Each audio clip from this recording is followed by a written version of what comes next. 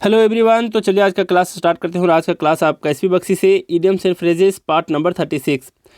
एक खुशखबरी आपके लिए ये है कि ये तो आपका सेकंड लास्ट पार्ट है, इस पूरे सीरीज़ का सेकंड लास्ट पार्ट है। और कल मैं इस सीरीज़ को कंप्लीट कराने वाला हूँ।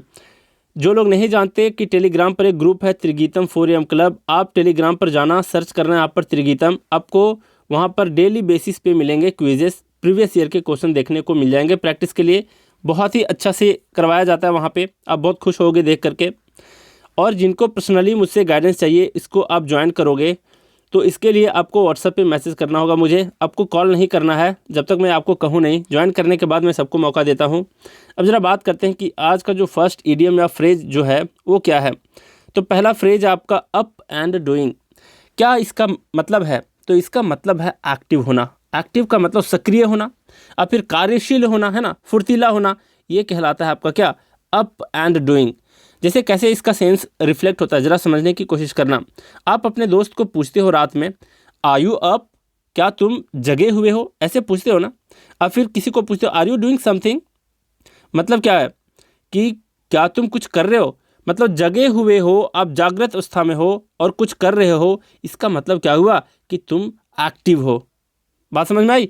तो इस तरीके से इसका मीनिंग रिफ्लेक्ट हो रहा है इसी फ्रेज से ही। तो बहुत ज़्यादा इसमें मशक्क़त नहीं लगाने हैं कि समझ नहीं आ रहा, है ना, समझना आसान था। अब ज़रा बात करते हैं इसके एग्जाम्पल के ऊपर। देखो दिया है, a labourer should be up and doing daily.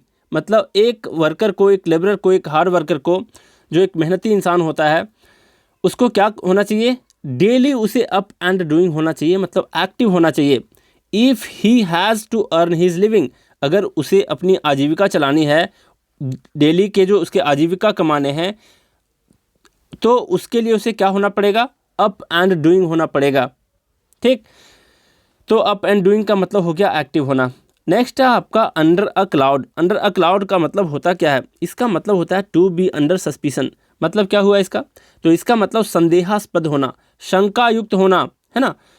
और इसका एक दूसरे तरीके से भी लिया जाता है कि आप किसी को संदेह की दृष्टि से देख रहे हो, मतलब क्या कर रहे हो, नॉट टू बी ट्रस्टेड कह सकते हो इसको, मतलब जिस पर विश्वास नहीं किया जा सकता है, और फिर जिस पर विश्वास किया जा सके लेकिन थोड़ा सा मुश्किल से, है ना, शक की दृष्टि से देखते हुए, तो वो भी कहलाता है अंडर अ क्लाउड। अब इस चीज़ को कनेक्ट करने की कोशिश करवाता हूँ, ज़रा ध्यान से समझना। एक किसान है यहाँ पर देखो, और ऊपर में क्या है, बादल घिर आए हैं, और ये ऊपर देख रहा है, किसान ऊपर देख रहा है। और जब भी ऐसी सिचुएशन आती है एक किसान के सामने, तो होता क्या है कि एक किसान बादल को हमेशा शक की ही दृष्टि से देखता है कि पता नहीं आज बारिश होगी भी या नहीं। और आप कभी कह ही नहीं सकते, बादल को देख करके नहीं कह सकते कि आज बारिश होगी या नहीं होगी। अब फिर कई बार क्या होता है कि बादल यहाँ से चला जाता है, वापिस चला जाता है, कई बार होता है कि बारिश करवा भी देता है। तो जब भी किसान के समक्ष एक सिचुएशन आता है, जब भी एक किसान अंडर अ क्लाउड होता है, मतलब जब भी एक क्लाउड के अंदर, बादल के नीचे अगर वो खड़ा होकर के उसे गौर से निहार रहा होता है, इसका मतलब है कि वो हमेशा क्या देखेगा, सस्पिशन की दृष्टि से देखेगा, संदेहास्पद होकर के देखेगा, शक की दृष्टि से उसे देखेगा। तो याद रखना, जब भी ये चीज़ आ गया अंडर अ क्लाउड, तो समझ जाना कि एक किसान क्या कर रहा है, अपने खेत में खड़ा होकर के बादलों को निहार रहा है। और किस तरीके से देख रहा है, बिल्कुल संदेहास्पद होकर के देख रहा है, शंका युक्त होकर के देख रहा है। तो जब भी ये मिले आपको, आप सीधा शक वाले ऑप्शन में टिक लगा देना। नेक्स्ट क्या है आपका, इसका जो एग्जांपल दिया है, his secret connections with the smugglers, जो उसका गुप्त तरीके से स्मगलर्स के साथ कनेक्शन है, have brought him under a cloud, वो उसे कहाँ पर ले आया है, उसे शक के दायरे में ले आया है। तो अंडर अ क्लाउड का मतलब शक के दायरे में होना, फिर संदेहास्पद होना, शंका युक्त होना। ठीक, थर्ड नंबर देखो क्या है, नेक्स्ट आपका up to the mark. Up to the mark का मतलब होता क्या है? इसका मतलब as good as should be. मतलब क्या है इसका कहने का? तो इसका मतलब है जैसा चाहिए वैसा ही, है ना, जैसा चाहिए था ठीक वैसा ही, ये कहलाता है आपका अप टू द मार्क। जैसे ये, इससे कैसे समझेंगे ज़रा समझने की कोशिश करना। मार्क है यहाँ पे, मार्क है मतलब किसी चीज़ की क्राइटेरिया आप फिक्स करते हो। मार्क का मतलब चिन्ह, मान लिया जाए यहाँ पर आप चिन्ह लगा देते हो कि ये आपका बॉर्डर लाइन है, तो आप क्राइटेरिया फिक्स कर रहे हो कि इससे आप क्रॉस करोगे तो समझना कि आप अप टू द मार्क हो। मतलब जैसा मैंने कहा था वैसा आपने कर दिखाया, जैसा चाहिए था ठीक वैसा ही आपने कर दिखाया। तो ये मार्क जो सेंस देता है, ये देता है किसी क्राइटेरिया को, और कोई बंदा अगर उस क्राइटेरिया को फुलफिल कर देता है, मतलब क्या है, he is up to the mark, मतलब जैसा चाहिए था ठीक वैसा ही है। तो इस तरीके से आप याद रखना, इसका मतलब होता है अप टू द मार्क का मतलब as good as should be, मतलब जैसा चाहिए था ठीक वैसा ही। अब जरा देखिए यहाँ पर एग्जाम्पल दिया है, your speech was up to the mark, मतलब तुम्हारा भाषण जो था वो क्या था, जैसा चाहिए था बिल्कुल वैसा ही था, अप टू द मार्क था। नेक्स्ट आपका देखिए 4th number, with open arms, क्या अर्थ है इसका? विथ ओपन आर्म्स का मतलब ये होता है कॉर्डियली या फिर वार्मली, मतलब क्या हुआ इसका, जिसको कहते हैं दिल खोल कर, है ना, खुले दिल से, ये कहलाता है विथ ओपन आर्म्स। तो कॉर्डियली मतलब वही हो गया कि किसी को खास करके जब किसी को स्वागत करना होता है ना, तब ये चीज़ का यूज़ किया जाता है, विथ ओपन आर्म्स, मतलब दिल खोल करके स्वागत करना, खुले दिल से किसी का स्वागत करना, ये कहलाता है विथ ओपन आर्म्स। अब ये सिचुएशन आप कभी ना कभी फेस किए होंगे, है ना, कभी रिलेटिव के यहाँ गए होंगे, तो आपके रिलेटिव कैसे करते हैं, बिल्कुल बाहें फैला करके आपका स्वागत करते हैं, तो वही चीज़ कहलाता है ये कि दिल खोल करके स्वागत करना, बिल्कुल विथ ओपन आर्म्स। अब यहाँ पर इस पिक्चर से भी आप समझ पा रहे होंगे, ये बहुत कठिन चीज़ है नहीं कि आप समझ नहीं पा रहे। अब जरा बात करते हैं यहाँ पर क्या, इसका एग्जाम्पल के ऊपर, when my cousin came back from England after 10 years, जब मेरा कज़िन 10 साल के बाद इंग्लैंड से आता है, he was welcomed with open arms, उसे दिल खोल करके क्या किया जाता है, वेलकम किया जाता है, बाय ऑल द रिलेटिव्स, सारे रिश्तेदारों से उसे दिल खोल करके स्वागत किया जाता है। तो विथ ओपन आर्म्स आप समझ गए। अब जरा बात करते हैं, देखिए मतलब यहाँ पर क्या है, एक बेटी है, बेटी दामाद है ना, और माँ बाप के घर आए हैं, तो कैसे माँ बाप क्या कर रहे हैं, पूरा ओपन आर्म से, है ना, इनका स्वागत कर रहे हैं। नेक्स्ट जो 5th नंबर है, ये क्या है, विन लॉरल्स। देखो क्या है, विन लॉरल्स का मतलब होता है टू विन डिस्टिंक्शन, मतलब क्या है, थोड़ा सा समझना मुश्किल होता है ना, अगर इसका मीनिंग भी दे रखा है इसी तरीके से, तो इसका मीनिंग होता है कि इसको कह सकते हो कि बहादुरी का पुरस्कार जीत लेना, आप फिर कह सकते हो कि श्रेष्ठता का पुरस्कार या सम्मान जीत लेना, ये कहलाता है आपका विन लॉरल्स। अब समझने की कोशिश करना, यहाँ पर है डिस्टिंक्शन, इसका मतलब होता है क्या है, गौरव होता है, इसका मतलब विशिष्टता होता है किसी का, है ना, किसी क्षेत्र में किसी की पहचान मिल गई है, वो जीत लिया है सबके दिलों को, और श्रेष्ठता का पुरस्कार मिला है, सम्मान मिला है, तो वो कहलाता है क्या, ये डिस्टिंक्शन, है ना। डिस्टिंक्शन का मतलब पहचान, विशिष्टता। लॉरल्स का क्या अर्थ होता है, तो लॉरल्स का भी अर्थ होता है आपका बहादुरी का पुरस्कार, तो इसी में इसका मीनिंग छुपा हुआ था आपका कि आप बहादुरी का पुरस्कार जीत रहे हो, इसका मतलब क्या, आप किसी क्षेत्र में विशिष्टता प्राप्त कर रहे हो, गौरव प्राप्त कर रहे हो, आपकी पहचान बन रही है, तो इस सिचुएशन में यूज़ किया जाता है विन लॉरल्स का। तो लॉरल्स का मीनिंग याद रखना, बाकी चीज़ें याद हो जाएंगी आपको। लॉरल्स का मतलब होता है क्या है, तो बहादुरी का पुरस्कार, श्रेष्ठता का पुरस्कार, ये होता है लॉरल्स का मीनिंग। और भी मीनिंग्स होते हैं, लेकिन जो यहाँ पर सटीक बैठ रहा वही मैं आपको बता रहा हूँ। आप कभी क्वेश्चन ऐसा मत करना कि सर इसका मीनिंग आपने ऐसा क्यों बता दिया, जबकि इसका मीनिंग डिक्शनरी में हो सकता है, आपके डिक्शनरी में ना हो, कोई दूसरे डिक्शनरी में मिल जाए। एक अर्थ के बहुत सारे अर्थ होते हैं, है ना, तो आप लोग बिल्कुल शक की दृष्टि से अपने टीचर को देखोगे, आपको समझ में नहीं आएंगी चीज़ें। तो जो बताया जाता है बस उसको कनेक्ट करते चलना है और याद करते चला जाना है। यहाँ पर दिया है एग्जाम्पल में, doctor Tagore won laurels in the world of literature, मतलब साहित्य के क्षेत्र में, साहित्य के वर्ल्ड में क्या किए हैं डॉक्टर टैगोर ने, ऑन लॉरल्स मतलब क्या, वो बिल्कुल ही बहादुरी का पुरस्कार जीते हैं, श्रेष्ठता का सम्मान पाए हैं, है ना। ये समझ सकते हैं कि डॉक्टर टैगोर क्या किए हैं, लिटरेचर जगत में बिल्कुल ही श्रेष्ठता का सम्मान पाए हैं, जीते हैं, ये इसका मीनिंग है। नेक्स्ट है आपका वाइट एलिफेंट। वाइट एलिफेंट का मतलब होता है anything with less utility and more expenditure. देखिए ये चीज़ आपका बहुत बार पूछा गया है, बहुत बार एग्जाम में आया हुआ है। इसका मीनिंग होता क्या है और आया कैसे, इसके बारे में ज़रा हम लोग यहाँ पर चर्चा करेंगे। वाइट एलिफेंट, देखिए इसका मतलब हुआ क्या कि कोई ऐसा वस्तु, मतलब जिसके पीछे बहुत ज़्यादा खर्च हो और बहुत थोड़ी काम आती हो, मतलब थोड़ी सी काम आए और बहुत ज़्यादा उसके पीछे खर्चा हो। जैसे मान लिया जाए आप ऑडी खरीद लेते हो, एक तो उसका माइलेज कम होता है, ऑडी खरीद लो, BMW खरीद लो, उसका यूज है नहीं उतना ज़्यादा, और बाद में आप पता चला आपको कि आपके पास उसके लिए तेल भरवाने के लिए पैसे तक नहीं है, तो उस ऑडी को भी आप कह सकते हो कि बिल्कुल वाइट एलिफेंट की भांति है। अब ये आया कहाँ से, इसके बारे में ज़रा जिक्र करेंगे। तो इसका ओरिजिन हुआ है आपका थाईलैंड से, थाईलैंड बोलो आप फिर बर्मा, जिसको अभी म्यांमार कहते हैं ना, तो इडियम्स का ओरिजिन होता है क्या, बहुत पुराने ज़माने में, तो इसका पुराना नाम लेना उचित होगा। तो बर्मा से हुआ है या फिर थाईलैंड से हुआ है या फिर कंबोडिया से, इसलिए क्योंकि आज भी वहाँ पर देखने को मिलते हैं सफ़ेद हाथी। कहाँ पे? थाईलैंड जैसे कंट्री में। तो यहाँ पर देखिए, इसके बारे में ज़रा हम आपको बता दें कि ये जो वाइट एलिफेंट होता है इसको पवित्रता का प्रतीक माना जाता रहा है। ठीक, पहली बात। दूसरी बात क्या, कि जब भी किसी के पास अगर सफ़ेद हाथी है तो आप इससे काम नहीं करवा सकते। क्यों? क्योंकि इसे पवित्रता का क्या माना जाता है? प्रतीक माना जाता है। दूसरा चीज़, ये सिंबल होता है वाइट एलिफेंट धन संपत्ति बढ़ने का। जिसके पास भी अगर वाइट एलिफेंट है मतलब उसके यहाँ धन संपत्ति बढ़ेगी, ऐसा माना जाता है।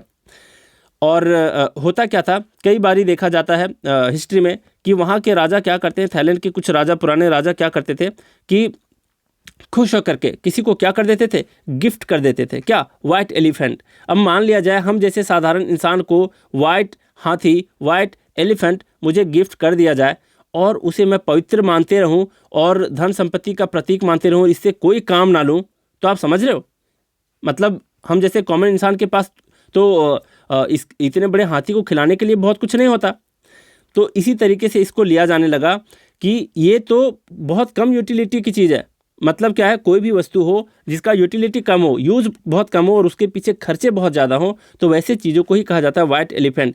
और जो भी व्यक्ति को राजा द्वारा दिया जाता था वाइट एलिफेंट, बाद में उसको लगता था यार ये तो बहुत बड़ा कर्स हो गया एक तरह से, है ना, मतलब मुझे बेकार का फालतू का चीज़ दे दिया गया और जिसका ना कोई यूज है, और इसको तो भूखे रख नहीं सकते, इसको तो खिलाना ही पड़ेगा, है ना।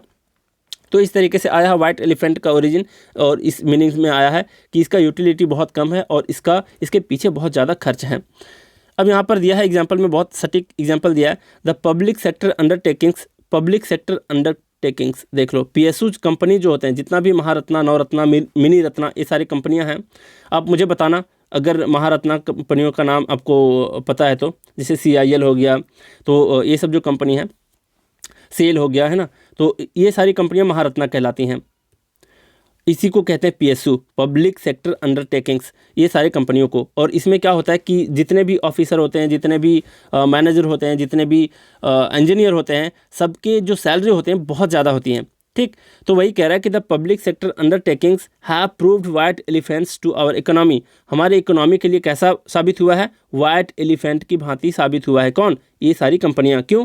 क्योंकि ये फ़ायदा बहुत कम पहुंचा रहा है इकोनॉमी को और इसमें खर्चे बहुत ज़्यादा आ रहे हैं। आपने सुना होगा कभी कभी ऐसे न्यूज़ में कि आज की गवर्नमेंट क्या कर रही है कि फलाने PSU को बंद कर रही है ना, उसके जगह पर बीच में आपने सुना होगा NHAI के बारे में। भले ये PSU नहीं है या नहीं, ये तो फुल्ली गवर्नमेंट है, NHAI है ना, national highway authority of India जो है, इसको भी बंद करने को कहा जा रहा था। तो इसी तरीके, उसी से रिलेट करते हुए ये एग्जांपल को लिया गया कि PSU जो है वो वाइट एलिफेंट्स की भांति है, बिल्कुल ही इकोनॉमी में कुछ फ़ायदा पहुंचा नहीं रहा, लेकिन उल्टा ही इसके पीछे बहुत ज़्यादा खर्चे हैं। तो वाइट एलिफेंट का मतलब समझ गए कि कुछ ऐसे वस्तु जिसका यूटिलिटी बहुत कम हो और उसके पीछे बहुत ज़्यादा खर्चे हों। नेक्स्ट है आपका 7वां नंबर, देख लो, ये है आपका वेल डिस्पोज्ड टू। इसका मतलब होता है फ्रेंडली होना और फिर हेल्पफुल टू समबडी। मतलब क्या हुआ इसका? तो इसका मतलब है हितैषी होना। फ्रेंडली का मतलब किसी का हित सोचना, और जो हित सोचते हैं उसे हितैषी कहते हैं। और फिर इसका मतलब वेल डिस्पोज्ड का दूसरा मीनिंग होता क्या है कि हितैषी होने के साथ साथ इसका मतलब होता है कि अपनों की तरह किसी के लिए हेल्पफुल होना, है ना, और फिर साथ निभाना। ये कहलाता है आपका क्या? Well disposed to. अब जरा समझने की कोशिश करना। डिस्पोज्ड का बहुत सारा मीनिंग होता है। डिस्पोज्ड के साथ अगर ऑफ लगा दिया तो उसका मतलब होता है बेच देना किसी चीज़ को, है ना। तो यहाँ पर डिस्पोज्ड है। डिस्पोज्ड का मीनिंग जो होता है वो होता है कि कुछ करने को तैयार रहना, है ना, जैसे कहते हैं ना आतुर रहना। जैसे आपने हनुमान चालीसा पढ़ते होंगे, है ना आप, तो आपको मिला होगा ये चीज़ कि भगवान राम के लिए क्या करते हैं, हमेशा आतुर रहते हैं। कौन? ये बजरंगबली, है ना। तो वही चीज़ है कि डिस्पोज्ड का मतलब होता है आतुर होना, कुछ करने को हमेशा तैयार रहना। और वेल का मतलब क्या होता है? अच्छे से। तो किसी के लिए आप आतुर रहते हो कुछ करने के लिए, अच्छे से करने के लिए। अच्छे से करने का क्या सेंस होता है? क्या बिल्कुल उसका काम को आप अपने काम की तरह ले रहे हो, है ना। तो ऐसे हेल्पफुल चीज़ों को कहा जाता है कि आप बिल्कुल वेल डिस्पोज्ड टू हो, काफ़ी हितैषी हो और काफ़ी हेल्पफुल हो किसी व्यक्ति के लिए। तो आप समझ गए कि इसका मीनिंग जो है इसी में रिफ्लेक्ट हो रहा था, बशर्ते आपको जानना चाहिए था कि डिस्पोज्ड का क्या क्या मीनिंग होता है। तो डिस्पोज्ड का मीनिंग मैं बताया कि कुछ करने को तैयार रहना या फिर किसी चीज़ को करने के लिए आतुर रहना। अब यहाँ पर दिया है एग्जाम्पल में, one is always well disposed to those, मतलब एक व्यक्ति हमेशा क्या होता है, उन व्यक्तियों के लिए हमेशा क्या करता है, फ्रेंडली होता है, हितैषी होता है, हेल्पफुल होता है। किसके लिए? Those who are honest and hard working, वैसे लोग जो ऑनेस्ट होते हैं, ईमानदार होते हैं और मेहनती होते हैं, उसके लिए कोई भी व्यक्ति उसके लिए फ्रेंडली होता है, हितैषी होता है और उसके लिए हेल्पफुल भी होता है। तो वेल डिस्पोज्ड का मतलब याद रखना, हितैषी होना और फिर अपनों की तरह किसी के लिए साथ निभाना, हेल्पफुल होना। यहाँ पर दिया है नेक्स्ट है आपका 8 number, writing on the wall. इसका बहुत ही इंटरेस्टिंग स्टोरी है और जहाँ से ये उत्पन्न हुआ है, जहाँ से ये जन्म लिया है ये इडियम, तो क्या है ये समझाने की कोशिश करता हूँ, जरा देखो। राइटिंग ऑन द वॉल का मतलब होता है सिग्नल और फिर वार्निंग, मतलब संकेत देना और फिर चेतावनी देना। मतलब क्या हुआ इसका, तो खास करके किस तरीके के संकेत देना, वार्निंग देना, कुछ अनहोनी होने का संकेत देना, कुछ बुरा होने का संकेत या वार्निंग देना, ये कहलाता है आपका क्या, राइटिंग ऑन द वॉल। अब इसकी स्टोरी के ऊपर जाते हैं। एक होता क्या है, एक राजा होता है, देख लो ये राजा है और ये भी राजा है, और मतलब दोनों सेम पिक्चर है, अलग अलग लिया है ताकि आपके दिमाग में बैठ पाए। तो होता क्या है कि एक ऐसा राजा होता है जो कुछ ज्यूस होते हैं, ज्यूस का मतलब समझते हो ना, मतलब क्या कहते हैं, यहूदी कहते हैं, यहूदी धर्म वाले व्यक्तियों को ज्यूस कहा जाता है। तो कुछ ज्यूस को वो राजा क्या करता है, कैद कर लेता है अपने दरबार में, मतलब कैद कर लेता है कुछ ज्यूस को। और होता क्या है कि जिस दिन वो इन व्यक्तियों को, ज्यूस को क्या करता है, कैद करके रखता है, उसी रात में क्या होता है कि जब वो अपने महल में सो रहा होता है, महल के एक कमरे में सो रहा होता है, तो उसको ऑटोमेटिक मतलब एक मिस्टीरियस हैंड दिखाई देता है। उसके सामने एक इस तरीके से मिस्टीरियस हैंड अपीयर होता है उसके दीवार पे, उसके कमरे के दीवार पे, और वो कुछ लिख रहा होता है। लेकिन ये बात इसकी समझ में आती नहीं इस राजा को, और ये करता क्या है, ये सोचता है ये क्या हो रहा है भाई, एक तो मिस्टीरियस हैंड है, मतलब अजीबो तरीके से एक हाथ वहाँ पे आता है, प्रकट होता है और कुछ लिख करके चला जाता है। तो क्या करता है, एक डेनियल नाम का व्यक्ति होता है जो काफ़ी विद्वान होता है इन सभी चीज़ों में, अनुमान लगाने में, चाहे जो भी अपनी महानता हासिल हो जिस भी क्षेत्र में उसके। तो उसको बुलाया जाता है डेनियल को और बोला जाता है राजा के द्वारा कि बताओ कि इसका क्या अर्थ हुआ, मैं सो रहा था और यहाँ पर कोई एक हैंड आया अपने आप और इस दीवार पर लिख करके चला गया, मतलब राइटिंग ऑन द वॉल करके चला गया, क्या अर्थ है। तो डैनियल ने एक बताया, इसको डिकोड किया कि क्या इसका मीनिंग हो सकता है। तो इसका मीनिंग उसने बताया कि आपका जो राज है, जो आप शासन चला रहे हो, इसका बहुत ही जल्द अंत होने वाला है। तो राजा डर सा जाता है और वो समझ नहीं आता उसको कि क्या होने वाला है। फिर क्या होता है, अगले दिन देखा जाता है कि इस राजा को मतलब सीक्रेट तरीके से मतलब मौत हो जाती है इस राजा की, है ना, मतलब ये राजा जो है वो मर जाता है अगले दिन, उसी अगले दिन। तो तभी से ये फेमस हो गया राइटिंग ऑन द वॉल। मतलब क्या, जब भी writing on the wall idiom देखने को मिल जाए तो इसी स्टोरी से समझ जाना किसका मतलब होता है, किसी चीज़ का सिग्नल मिलना, संकेत मिलना और वार्निंग मिलना, और ख़ास करके किस चीज़ का, किसी अनहोनी होने का संकेत मिलना, किसी बुरा होने का संकेत मिलना, ये कहलाता है आपका राइटिंग ऑन द वॉल। तो मैं स्टोरी आपको समझा दिया हूँ, बाद बाकी आपका दिमाग कनेक्ट कर ही लिया होगा। अब जरा पर यहाँ पर देखते हैं क्या हम लोग के पास एग्जाम्पल क्या है। The factory owner read the writing on the wall, मतलब क्या कि जो फैक्ट्री का ऑनर था उसे क्या हुआ, उसको एक सिग्नल मिला, वार्निंग मिला, संकेत मिल गया, मतलब वो परख लिया संकेत को, and closed down the factory, और फैक्ट्री को क्या किया, बंद कर दिया, है ना। मतलब उसे अनुमान लग गया उस संकेत का कि कुछ तो गड़बड़ होने वाला है, कुछ अनहोनी होने वाला है। तो अनहोनी होने का, कुछ बुरा होने का संकेत उसने पढ़ लिया और अपने फैक्ट्री को बंद कर दिया। नेक्स्ट आपका 9th नंबर देखो, ये है व्हेन द क्रंच कम्स। क्या मतलब है, तो व्हेन द क्रंच कम्स का मतलब है ना, वो वाला क्रंच नहीं है ना, क्रंच मचा मंच मचा, मंच का प्रचार होता है ना, देखते होगे आप लोग, तो वो वाला क्रंच तो होता ही है, चरमराहट की आवाज़ को भी क्रंच कहते हैं, और क्रंच का और भी सेंस होता है, मैं भी बताने वाला हूँ।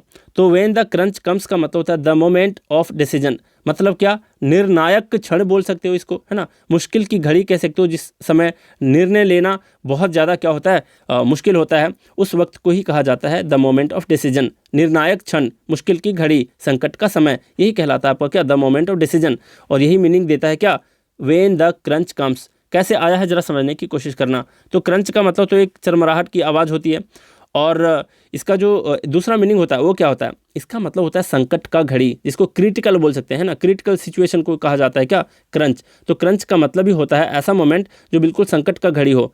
और फिर कमी का वक्त बोल सकते हो। कमी का मतलब मान लिया जाए आप गरीबी में जी रहे हो, असफलता का समय आपके पास आ चुका है, तो उसी समय को, उसी क्षण को कहा जाता है क्रंच, क्रंच टाइम। ठीक है, तो इस चीज़ को याद रखना कि क्रंच का ये भी मीनिंग होता है। क्या क्या मीनिंग बताया, गरीबी का समय, कमी का समय, है ना, जब डेफिशिएंसी हो गई है, किसी चीज़ की कमी हो गई है, बहुत ज़्यादा डर्थ, डर्थ बोलते हैं ना कमी को, तो क्रंच का ये सिनोनिम भी होता है डर्थ।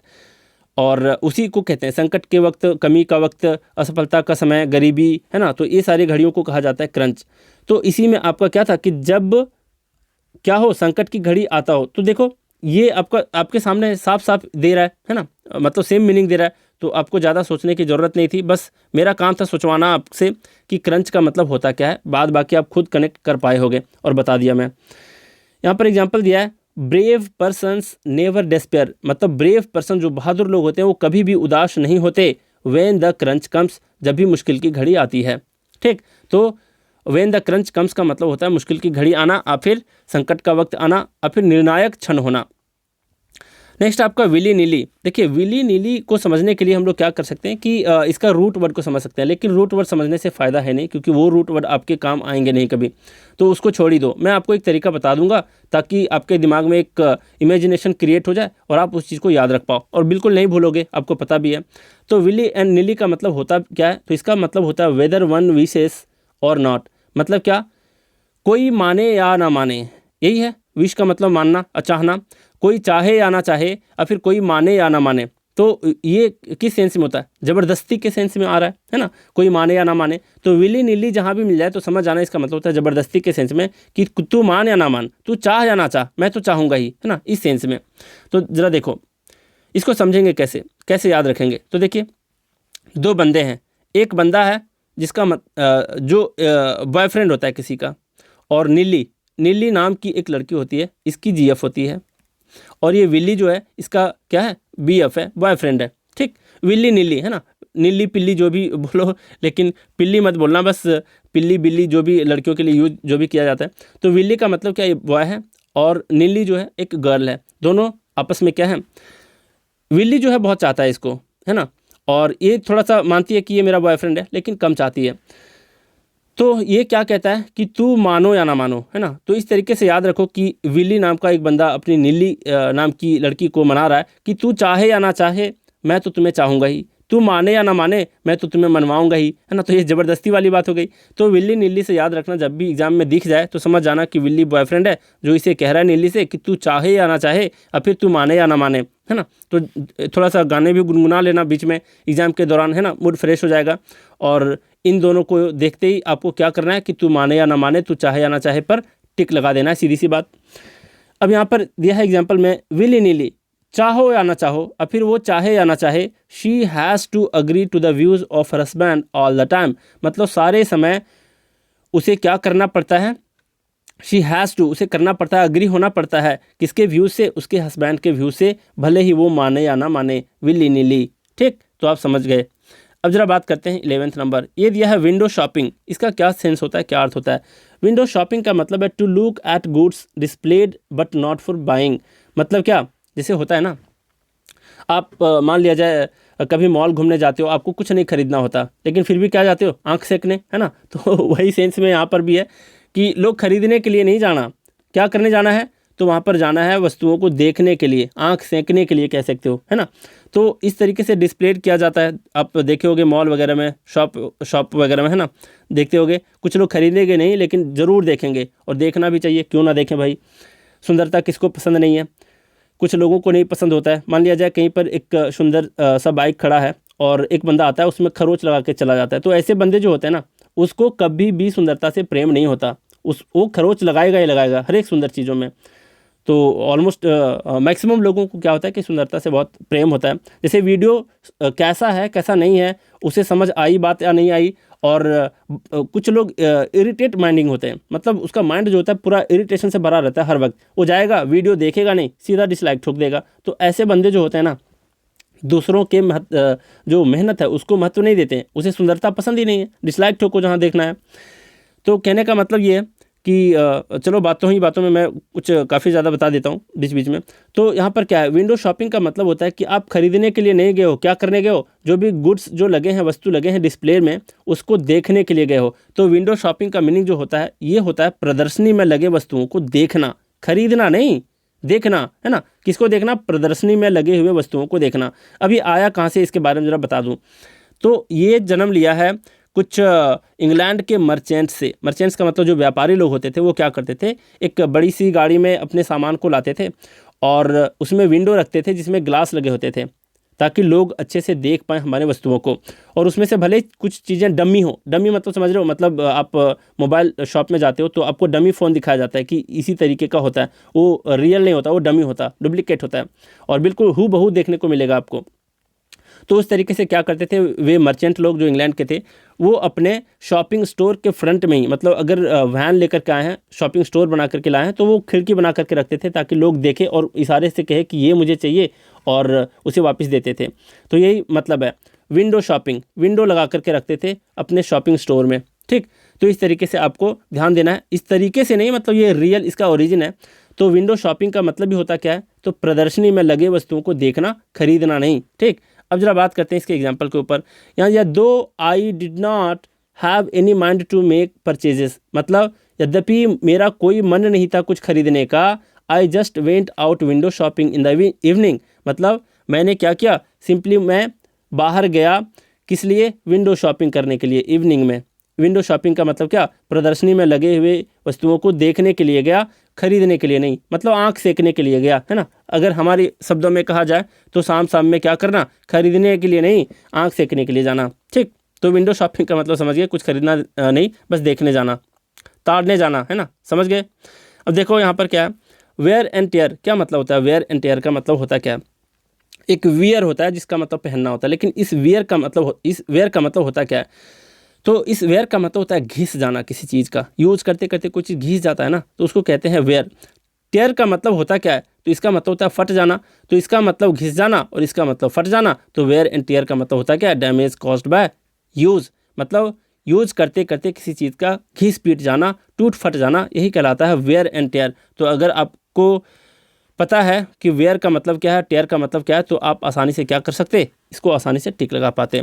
तो यहाँ पर क्या है, wear and tear of the machinery is known as depreciation in accountancy, मतलब जो घिस पीट जाते हैं मशीन के सारे सामान, तो उस क्षेत्र में, उस ऑटोमोबाइल के क्षेत्र में क्या कहा जाता है, उस अकाउंटेंसी के क्षेत्र में क्या कहा जाता है, जो भी बिजनेस होता है मशीनरी के क्षेत्र में, तो उसको कहा जाता है, एक वर्ड दिया जाता है डेप्रिसिएशन। डेप्रिसिएशन का मतलब वैसे भी होता है कि कोई भी पुराने सामान अगर घिस पीट गए तो उसके मूल्यों में कमी आ जाती है ना, मतलब उसका भाव कम हो जाता है ना। लड़का लड़कियों वाला भाव कम नहीं होना, मतलब यहाँ पर कोई वस्तुओं का भाव कम हो जाना उसके घिस पीट जाने से, है ना। वैसे भी इंसान जब घिस पीट जाता है ना तो भी उसका मूल्य क्या होता है, थोड़ा सा कम हो जाता है। कम ही लोग उसके तरफ देखते हैं घूर घूर के, है ना, जैसे आप लोग मॉल वगैरह में घूरते हो।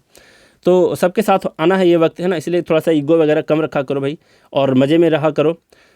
तो डेप्रिसिएशन का मतलब ये होता है मूल्यों में कमी हो जाना, फिर उसके भाव में कमी हो जाना, ये कहलाता है। तो समझ गए बातों को, क्या समझाने का मतलब था कि मशीनरी का घिस पीट जाने से क्या होता है, एक टर्म आता है अकाउंटेंसी में जिसको डेप्रिसिएशन कहते हैं। नेक्स्ट आपका 13 नंबर, व्हील एंड ओ, क्या मतलब है, व्हील एंड ओ का मतलब होता क्या। व्हील का मतलब सबसे पहली बात की जॉय होता है और ओ का मतलब होता है आपका सौरो, मतलब क्या कह सकते हैं, सुख और दुख, है ना। और फिर इसको कह सकते हो खुशी और गम, ये कहलाता है व्हील एंड ओ। मतलब क्या है इसका जरा देख लो, ये तो समझ गए। इसी तरीके से जिस तरह से वेयर एंड टेयर का था, इसी तरीके से इसका भी मीनिंग इसी में छुपा हुआ था आपका। यहाँ पर दिया, we must learn to bear weal and woe of life patiently, मतलब क्या है कि धैर्य पूर्वक हम लोगों को क्या करना चाहिए, हमें सीखना चाहिए बर्दाश्त करने को, किस चीज़ को, व्हील एंड ओ को, मतलब दुख और सुख को झेलने का क्या होना चाहिए, हमें सीखना चाहिए, बर्दाश्त करना चाहिए, पेशेंटली मतलब बिल्कुल ही धैर्यपूर्वक, ठीक। अब जरा बात करते हैं नेक्स्ट 14 नंबर है, वॉश हैंड्स ऑफ, इसका मतलब क्या है, इसका मतलब है to have nothing to do, मतलब कोई लेना देना ना होना, ये कहलाता है I have nothing to do with you, मतलब मुझसे, जैसे कहते हैं ना बातों ही बातों में कि I have nothing to do with you, मतलब क्या, मतलब मुझे तुमसे कोई लेना देना नहीं है। तो इस फ्रेज़ का मतलब भी होता है कोई लेना देना ना होना। और फिर इसका जो मीनिंग है वॉश हैंड्स ऑफ का मतलब दो सेंस में लिया जाता है। पहला तो कोई लेना देना ना होना, दूसरा मीनिंग कोई भी जिम्मेदारी लेने से इनकार कर देना, ये कहलाता है वॉश हैंड्स ऑफ।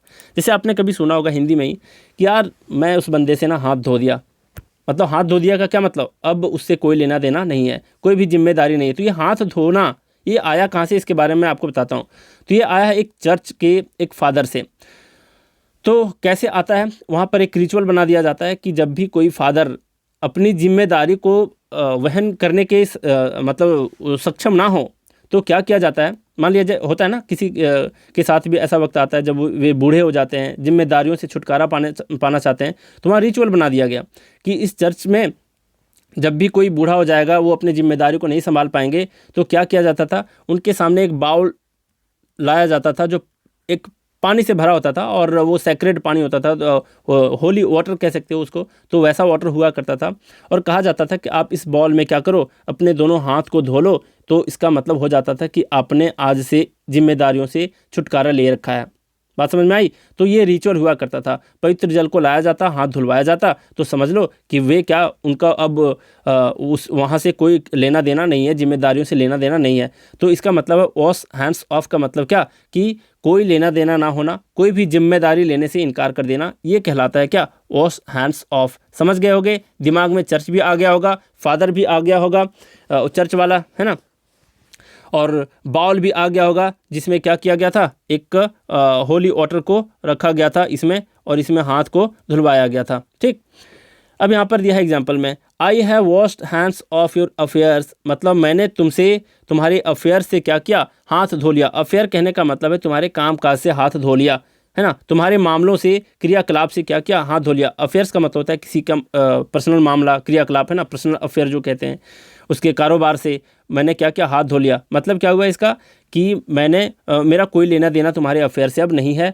कोई भी जिम्मेदारी अब मैं नहीं ले सकता तुम्हारे काम में, because you do not take me seriously, मतलब तुम मुझे कभी गंभीरता से लेते ही नहीं हो, तो क्या तुमसे लेना देना रखना, है ना, वॉश हैंड्स ऑफ। नेक्स्ट आपका वाइड बर्थ। देखिए इसका ओरिजिन पे हम लोग नहीं जाएंगे क्योंकि मैं ऑलरेडी बता चुका हूँ, ऑलरेडी आ भी चुका है इसी सीरीज़ में, तो मैं आपको बता दूंगा कहाँ से आपको देखने को मिलेगा, वरना वैसे ही 5 मिनट चला जाना है इसको समझाने के लिए। तो देखिए वाइड बर्थ का मतलब होता है कीप अवे। कीप अवे का क्या मतलब, दूरी बनाना, किसी से बचने की कोशिश करना, ये कहलाता है वाइड बर्थ। आप इसके ओरिजिन को कहाँ देखोगे, तो आप जाना पार्ट नंबर 14 में, मैं अच्छे तरीके से समझा दिया हूँ। पार्ट नंबर 14 में शायद 6 या 7 नंबर का जो इडियम है वही है। और ये क्या है, वहाँ पर क्या था, गिव वाइड बर्थ, और दोनों का सेम मीनिंग है, कोई फ़र्क नहीं है, सिर्फ यहाँ गिव लगा हुआ है, कोई फ़र्क नहीं है, सेम है। तो वाइड बर्थ बोलो या फिर गिव वाइड बर्थ बोलो, दोनों का सेम मीनिंग होता है। और जहाँ भी वाइड बर्थ आपको मिले, अक्सर आपको गिव वाला वर्ड आपको देखने को मिल ही जाएगा। तो गिव वाइड बर्थ को जाकर के चेक कर लेना, काफ़ी अच्छे से समझाया हूँ, स्टोरी की भांति आपके दिमाग में छप सा जाएगा। इसका मीनिंग होता है किसी से कीप अवे रखना, मतलब दूरी बनाना या फिर बचने की कोशिश करना। यहाँ पर है we should give a wide berth to bad characters, और इस एकदम सिमिलर तरीके का वहाँ भी एक एग्जांपल दिया गया है। इसका भी मतलब क्या होता है कि बैड कैरेक्टर्स जो होते हैं, जो बुरे आचरण के लोग होते हैं, उससे क्या करना चाहिए, हमें वाइड बर्थ मेंटेन करके रखना चाहिए, हमें दूरी बनानी चाहिए, हमें उससे बचने की कोशिश करनी चाहिए। और मैं आज बता दिया है ना, और कल इसका आखिरी क्लास है, तो मैं उम्मीद करता हूँ आप भारी भरकम मात्रा में, है ना, इसे लाइक करोगे। जैसे मुझसे प्रॉमिस आप लोग करवाए हो ना कि सर कंप्लीट करना होगा, तो मुझे लगता है कल जो है 6th सीरीज़ का आखिरी पार्ट है, मतलब 6 सीरीज़ एसपी बख्शी से पूरे तरीके से कंप्लीट करा दिया। कोई बंदा मुझे ये नहीं कह सकता कि सर एक भी वर्ड छूटा हुआ है। ठीक, बहुत अच्छे तरीके से कराया हूँ, आपको तो पता ही है कितने अच्छे तरीके से कराया हूँ, तो कम से कम यार 1 लाइक तो बनता है भाई, बहुत मेहनत करता हूँ। तो अब मैं हमेशा की बात ही रिकैप करवा देता हूँ ताकि आप 2 मिनट में रिवीजन कर पाओ क्या किसका मीनिंग होता है। देख लो, अप एंड डूइंग, इसका मतलब एक्टिव होता है, मतलब क्या हुआ, क्रियाशील होना, फुर्तीला होना, सक्रिय होना, अप एंड डूइंग कहलाता है। अंडर अ क्लाउड का मतलब होता है टू बी अंडर सस्पिशन, मतलब संदेहास्पद होना, शंका युक्त होना, ये कहलाता है अंडर अ क्लाउड। किसान को याद कर लेना, समझ में आ जाएगी बात। नेक्स्ट है up to the mark. Up to the mark का मतलब as good as should be, मतलब जैसा चाहिए था ठीक वैसा ही, ये कहलाता है up to the mark. Next है विथ ओपन आर्म्स, मतलब कॉर्डियली वार्मली, मतलब दिल खोल कर, खुले दिल से स्वागत करना किसी को, ये कहलाता है क्या, welcoming someone with open arms. Next है क्या आपका, देख लो 5th नंबर। 5th नंबर है विन लॉरेल्स। विन लॉरेल्स का मतलब होता है टू विन डिस्टिंक्शन, मतलब क्या होता है इसका, तो बहादुरी का पुरस्कार जीत लेना, श्रेष्ठता का पुरस्कार जीत लेना, विशिष्टता प्राप्त कर लेना, हासिल कर लेना, सम्मान जीत लेना, ये कहलाता है विन लॉरेल्स। किसी पर्टिकुलर एरिया में, है ना। नेक्स्ट आपका वाइट एलिफेंट, इसका मतलब होता है ऐसा anything with less utility and more expenditure, ऐसा वस्तु जिसके पीछे बहुत ज़्यादा खर्च हो और उसका यूज भी कम हो, तो वैसे वस्तुओं को कहा जाता है वाइट एलिफेंट, है ना। नेक्स्ट आपका well disposed to, well disposed to का मतलब फ्रेंडली और हेल्पफुल टू समवन, इसका मतलब होता क्या है, तो इसका मतलब होता है हितैषी बन करके रहना, किसी को अपना समझ करके किसी को हेल्प करना, साथ निभाना, ये कहलाता है वेल डिस्पोज्ड टू। नेक्स्ट आपका डिस्पोज्ड का मीनिंग याद रखना जो मैं बता रखा हूँ। नेक्स्ट आपका writing on the wall, writing on the wall का मतलब सिग्नल और फिर वार्निंग, मतलब क्या हुआ इसका, तो इसका मीनिंग हुआ कि कुछ अनहोनी होने का संकेत, कुछ बुरा होने का संकेत या वार्निंग, ये कहलाता है राइटिंग ऑन द वॉल। कैसे आया है अच्छे से समझ गए हो। नेक्स्ट है आपका 9th number, when the crunch comes, when the crunch comes का मतलब होता है when the moment of decision, मतलब इसको कह सकते हो निर्णायक क्षण और फिर मुश्किल घड़ी, संकट का समय, कमी का समय, ये कहलाता है when the crunch comes. Next आपका विली नीली, है ना, विली बॉयफ्रेंड है, नीली उसकी गर्लफ्रेंड है, और ये कह रहा है कि तू मान या ना मान, जबरदस्ती मेहमान, है ना। वेदर वन विशेष और नॉट, मतलब कोई चाहे या ना चाहे, कोई माने या ना माने, मैं तो मनवाऊंगा, मैं तो चाहूँगा, है ना, सातों जन्म चाहूँगा, ठीक। अब जरा देखो यहाँ पर है विंडो शॉपिंग, विंडो शॉपिंग का मतलब होता है to look at goods displayed, जो डिस्प्ले किया गया उस पर देखने जाना, बट नॉट फॉर बाइंग, और उसे खरीदने नहीं जाना, मतलब क्या, प्रदर्शनी में लगे हुए वस्तुओं को देखना, खरीदना नहीं, ये कहलाता है विंडो शॉपिंग। शाम के टाइम में आंख सेकने जाना, ये कहलाता है क्या, विंडो शॉपिंग। नेक्स्ट है wear and tear, wear and tear का मतलब डैमेज कॉज्ड बाय यूज, मतलब क्या, घिस जाना, घिस पीट जाना, टूट फट जाना, ये कहलाता है वेयर एंड टेयर। जैसे टायर का घिस पीट जाना, है ना, घिस चलते चलते, तो याद रख सकते हो टायर से भी कि ये वेयर एंड टेयर। नेक्स्ट आपका व्हील एंड ओव, व्हील एंड ओव का मतलब होता है जॉय एंड सॉरो, मतलब सुख और दुख, खुशी और गम, ये कहलाता है व्हील एंड ओव। नेक्स्ट आपका वॉश हैंड्स ऑफ, मतलब कोई लेना देना ना होना, कोई भी जिम्मेदारी लेने से इनकार कर देना, ये कहलाता है वॉश हैंड्स ऑफ। नेक्स्ट आपका वाइड बर्थ, वाइड बर्थ का मतलब होता है क्या, कीप अवे, किसी से दूरी बना लेना, बचने की कोशिश करना। और 2-4 शब्दों आप लोग अप्रिसिएशन में कमेंट में थोड़ा सा कभी कभी लिख भी दिया करो, ताकि मैं पढ़ करके खुश हो जाऊं। फुर्सत के पल में मैं पढ़ा करता हूं, रिप्लाई भी देता हूं, जब मन ना लगे तो कमेंट खोलकर देखा करता हूं। तो आप लोग कमेंट भी किया करो, थोड़ा बहुत अप्रिशिएट किया करो। तो चलिए आज का क्लास हम लोग यहीं रैप अप करते हैं। Thank you very much.